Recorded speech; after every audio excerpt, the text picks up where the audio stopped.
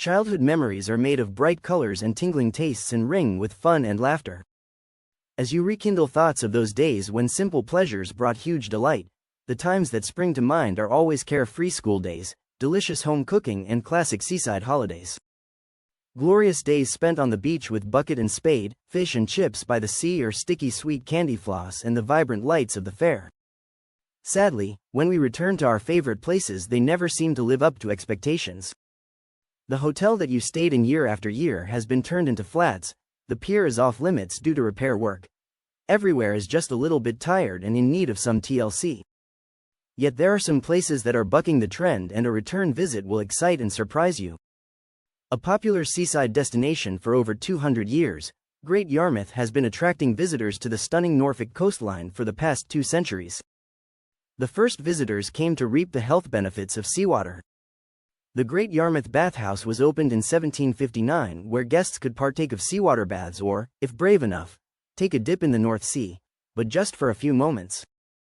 Today, many come to experience what is great about UK seaside holidays while also enjoying many of the attractions the town and surrounding county has to offer. Great Yarmouth has recently benefited from an extensive regeneration project with vast financial investment. Incredible improvements have been made to the seafront, marketplace and town, with over £30 million of both private capital and public funding, including that from government, European and local authority pots. The resort holds a dynamic blend of old and new, charm and character, whilst being full of vibrant energy, color, excitement and surprise. The regeneration includes aspects of both improvement to current areas, along with exciting new construction projects including the build of an outer harbor. Areas of the town have significantly benefited from the cash injection with a new look esplanade, with modern lighting that dances across the sands, additional seating and feature lighting in the marketplace for performance and events, and new road layouts with a pedestrian link to the town center. The town also has a fascinating historical heritage, and funding is being invested in restoring and improving these elements. The 102-year-old Wellington Pier is undergoing a complete rebuild to restore it to its original glory.